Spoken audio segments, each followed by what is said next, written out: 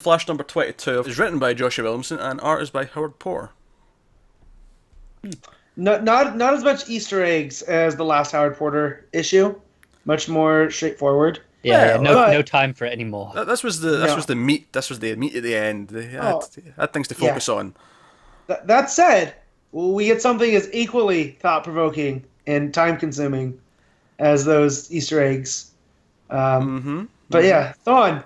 So dead is dead with Thawne, right? Like For that now. dude. Yeah. I Yeah, just love his for now. hubris in this issue where we get to see him race to the end, right? And he almost looked like he's at vanishing point, which for longtime DC readers is where Rip Hunter operates from. It's like the last moment in time of the universe. And it's like this space fortress with all these like asteroid belts around it because time's coming to an end. And he gets there and oh man, I just love Williamson's voice for Zoom. Well, Thawne in this issue. Just because he's so cocky and so arrogant and he meets his doom. So Yes. yeah. Which we saw in the first issue, at the end. What I think's it's a really nice cycle to this Mhm. whole story. We start and end with What his I death. think is interesting about that scene, though, is that when he says, because he's been all cocky, he's been like, "Oh well, I'm not like them. No one can erase me." He looks up and he gets scared and he says, "Oh, I didn't know. Yeah. I didn't know. I didn't realize." And I'm like, that sounds like he recognizes who it is. I think there's so much more than what we just think Yeah. is what's going on. It's not Because- just Manhattan. It can't be. Yeah, there's no way. Because, as he said, he's a constant in a sea of possibilities. And I reread this morning because I read it Wednesday morning super early. And so I wanted to refresh. And that line stuck out to me both times. So I'm not saying there's multiple Manhattans because we've seen that before. But what if there's multiple Manhattan entities? I don't know. I admittedly, maybe this was a popular theory during the whole Superman mystery, right? But what if Manhattan is the one who's manipulating things, but there's someone whispering in his ear? There's someone else. I mean, I would argue the closing dialogue would lend credence to that idea. But yeah, we're going to get there. But what? And maybe this is just me, but my first thought goes to Superboy Prime. And so I've been rereading Infinite Crisis in my spare times, and there's a lot of overlap with a lot of the dialogue that's been in the Button and Flashpoint and this. Or in Infinite Crisis. I'm getting lost in my thoughts. And Jeff Johns, of course. I mean, that was his event. That was his guy. That was his. He used Prime a lot. So, and he's such a good villain because he's twisted. He is very much Manhattan. And what we know about Manhattan is he's this man that became so phenomenal that he lost his humanity, right? That's Superboy Prime to a T. Of course, Batman and Flash missed this. They arrived there late and they see him dead. And they then go speeding off and they actually start, the treadmill's basically falling apart and it's like, oh crap. It's all wobbly. It's barely keeping together. We're screwed here, Batman. We're going to die is basically what Barry's saying to him. And then we hear a voice. Yeah, reach out from the Speed Force. Yeah, and lo and behold, one Jay Garrick appears suddenly out of nowhere. While Jay Garrick appears. Exactly. And he gloriously saves them. He like grabs both of them and puts them back into the Batcave at the right time, and it's kind of amazing. And then it mirrors the Rebirth issue. It mirrors that because Jay's been stuck in the Speed Force just like Wally was, and Jay tries to. He's like, Barry, I'm Jay, I'm a Flash, we're friends, so on and so forth. And Barry goes to grab his hand, but it doesn't work. And he just, we get that full page spread of him going back into the Speed Force in pain, being struck by it. And as Barry sort of theorizes, maybe I'm just not the right lightning rod. Lightning rod. Yeah. Which is interesting because if the JSA has never existed except for, crazy Johnny Thunder in his retirement home, right? Then whoever did this did a really good job at keeping them out. Because with Wally, at least there's always Barry, and there's Iris, and there was Linda to act as a lightning rod. Like, there are multiple ones that Wally could be pulled out through. With Jay, there's really not, right? Like, and that's the problem. I mean, yeah, if his wife's around, then sure, maybe her, but Yeah, but if no one's around from that time, then how do we get them back? It's almost as if we need that Morrison wish machine from Final Crisis to grant them back. You know what I mean? I would imagine that they'll come back a different way. Like, it'll be a result of, what we're going to talk about in a minute at the end of this book. I'm sure Johnny Thunder and his genie are going to have a lot to do with it, right? Is it not possible Johnny Thunder is his lightning rod? I mean, I think Johnny Thunder's the lightning rod for all of them. Can I just point out the not so subtlety in having the lightning rod be someone called Johnny Thunder? That's what I was just getting to. The name, obviously, it makes sense though. Makes story sense and logical sense, and the idea that he's the only team member still around that remembers them all. Yeah, and magic outside of Constantine has really been missing from this universe, right? And so, if all he needs is a bit of magic, and I'm not talking like Mxyzptlk type magic, but like Shazam style magic, then I just think that could be what brings the JSA back, because it's not going to be. I feel like the way that Wally was brought back, who's ever doing all this, whether it be Prime or Manhattan, they're going to see how that was done and kind of cross it out, not let it be done again. Yeah. Well, this is actually one of the things. Someone said this to me this week, and I can't remember if it was you, Matt, or if it was just something I was thinking about myself or reading online, but the idea that, well, Superman, other than kryptonite, obviously, Superman's weakness is magic. Mm-hmm. Yes. Does Manhattan also have that weakness? Because in Watchmen, there is no magic. There is no... Right. Everything about him is like physics and science and... Like... I would have to assume yes, based on, like I say, he is the ultimate physicist, essentially. Yeah. Everything he does revolves around the physics of time and atoms and all that. So, and magic... It just destroys those rules. That's its whole thing. Because it doesn't make sense. And yes, you can add rules to magic, and there's always a price, and you do that type of stuff.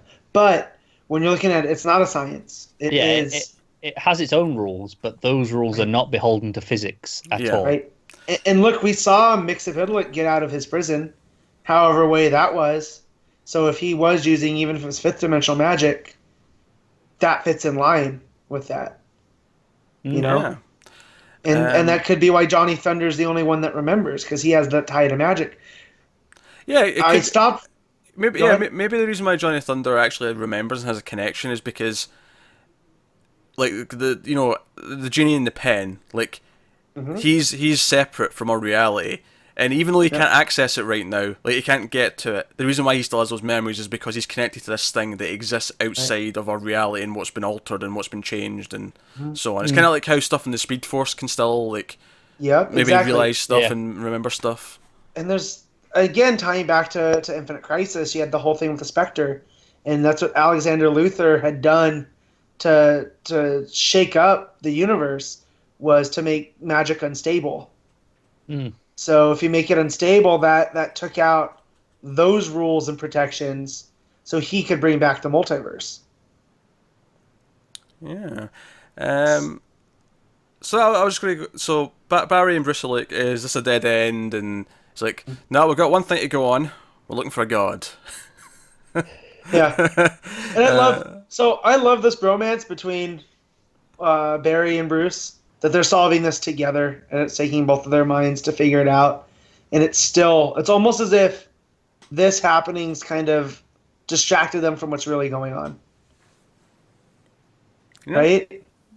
Yeah. And obviously the big lasting effects here, at least for Batman, obviously he heard his father ask him not to be Batman. He said, let that die with us, because he wants his son to have a normal life. He wants him to live and not be consumed by this. And we get this. It goes back to the 9-panel grid. the classic from Watchmen the first layout. issue. Yeah, and again, the first issue, the whole crossover. And the back signal goes up, and Alfred comes up and says, "You're not going to answer that." And Bruce just lowers his head.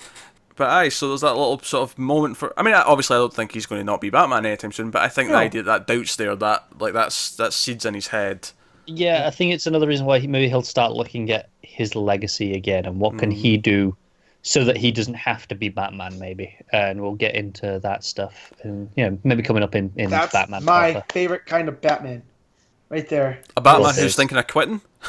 Not thinking of quitting, but what's his legacy?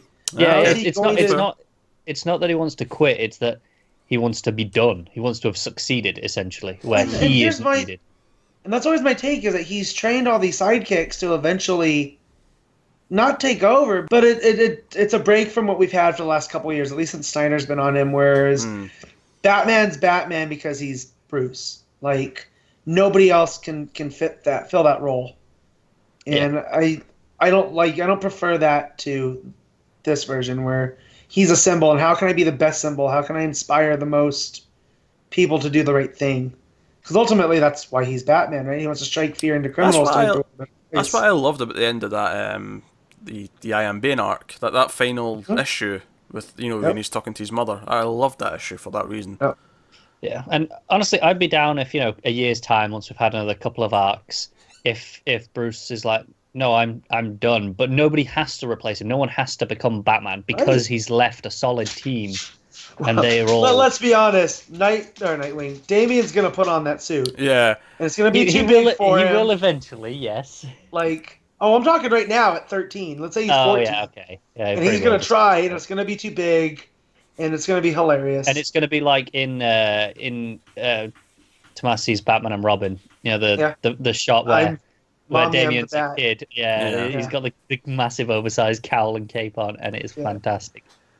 Yeah. But yeah, I like where it's going, and then with Barry, we know his issues with Wally, with both of them, have only gotten more complicated since this issue, through Titans and whatnot. So yeah. So let's talk about the final scene then. Well, actually, there's two scenes really at the end because there's a break. Because one it specifically says epilogue and then does another little thing. So we'll take them one by one. So the first one is we see the button, which is now in this place that Thawne died, because that's where he went and that's where he died. He had the button on him, but the button's lying there, and we get a blue hand. This is the thing. We've talked a lot about who this is, and we've seen the effects of someone being disintegrated, but we've not actually seen them. First time we've had a hint of actual Manhattan. Yeah, even when Thawne's being destroyed in this issue, I'd say it maybe doesn't even look that much like Manhattan. It's it's blue, sure, but it looks very smoky rather than anything else. Like the actual bit that's floating above him, not when he's being destroyed. Like the bit that's floating and he's going, "Oh wait, I didn't know." It kind of looks like some other entity. I honestly think it is another entity per se. I mean, I expect there is someone else there because Thawne recognizes someone, and I think that means something. But I don't think the blue smoke is the entity. I think that's just an atmospheric thing to make us think of Manhattan. Is. I just mean it doesn't actually look that much like Manhattan when you actually think about it. Well, if you had any doubts though, the end of the issue here kind of. Yeah. Well, I mean, one does not equal the other, is all I'm saying. So are you saying that Manhattan is a red herring here, and that Manhattan's involved, but he's not the perpetrator? Yeah, Manhattan is definitely at this place now, picking up the button, but that doesn't mean he was there for Thawne and was that. Like, I'm just saying, one does not equal the other. What if the big bad is Martian Manhunter just mimicking Manhattan? Well, I don't want him to be a villain, so I'd have a bit of a problem with that. Yeah, I know, but I'm just saying. I just thought about it because everything points to Mars since Rebirth. We don't know where Manhunter is. He can easily do different things because Actually, that's a good point. Maybe the reason why Martian Manhunter has been missing since Rebirth is because Manhattan's on Mars and he's got him trapped or something up there. Yeah. So I'm just saying, there's a reasonable thought. So much stuff at play here. No, I mean, I certainly think there's maybe someone else involved that's not just Manhattan. I do think Manhattan was there, though, because the way he disintegrates looks like Manhattan disintegrating someone. And always remember, Manhattan's easily manipulated. Like, yeah, he's this big powerhouse of a character, but even throughout the Watchmen series, he's at others' whims, and that's what causes him to leave and go to Mars in the first place. Yeah, and obviously we get the dialogue here, and where he says From everything's Watchmen. everything's preordained. Yeah, even so his is it- responses. Yeah, it's a specific quote He's from- not choosing to do anything. Yeah, well, he's not saying this now. This is a flashback No, to no, dialogue yeah. in Watchmen when he was talking to Laurie in the Moon. I think that was a scene anyway, if I remember right. It's been a while since I read it. And he's talking about everyone's a puppet. Every response is preordained, kind of thing. The only difference is that I can see the strings. I can see the strings on me. Yeah. As just the dialogue, which does imply, or at least, I don't know if because even this dialogue, I think, I mean, we're suggesting there's someone else. This implies There's someone two else. ways it can go. But I think this dialogue itself could also be a red herring. Right. Because I just look at that as Manhattan was never the one pulling the strings, right? So what if he is now? well, What yeah, if he's learned since Watchmen? I think you could read it that way. I think because like the whole, like, I can see why you would read that and go, oh, this is implying there's someone else controlling him, right? And I think that interpretation is there. But I could also read it as he realized that he was having his strings pulled, and he's become greater than that. That's why he's messing with all these realities now. Because And in now Watchmen, he's pulling the strings. because in Watchmen, yeah, he's doing a lot of like big stuff, but he's not completely altering the fabric of realities and playing God to that extent. This is much bigger. Like what he's done with Rebirth and New 52 is much bigger than that. Yeah, I'd also say there is a third possibility as well. Just the simplest surface level is that he just doesn't have a choice in what he's doing. He's he sees all of time at once, so he's seen the future, so he's seen that he does this, so he does it. Yeah, He doesn't- but at the same he's just time, doing if it because he everything's does. but if everything's preordained, why mess with Superman the way he did? Why remove Mxyzptlk from the equation if Well, that's what I mean. From his perspective, maybe that's just he saw that's what he did, so he did it. yeah, but now you've created a self-fulfilling To prophecy. be, just Yeah. clarify a point you made there is Mixie. That might not have been Manhattan specifically with Mixie. That might have just been Oz. We don't know if Oz and Manhattan are in cahoots. God damn it! Just to be clear, just I want to make that. I know. Yeah. I know. It's just there's layers on top of layers. Yeah, Here. but it's funny you mentioned Superman, Matt. Let's talk about the epilogue, Ooh. because we got a couple of pages. We see the button floating through space, right? Presumably sometime Right. in the future.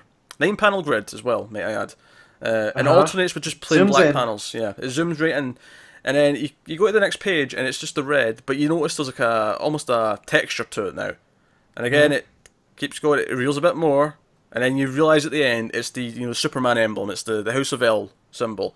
It looks a little bit beat up, it's got some scratches in it and things like that. And that's it. And there's a little quote. There are poisons that blind you and poisons that open your eyes.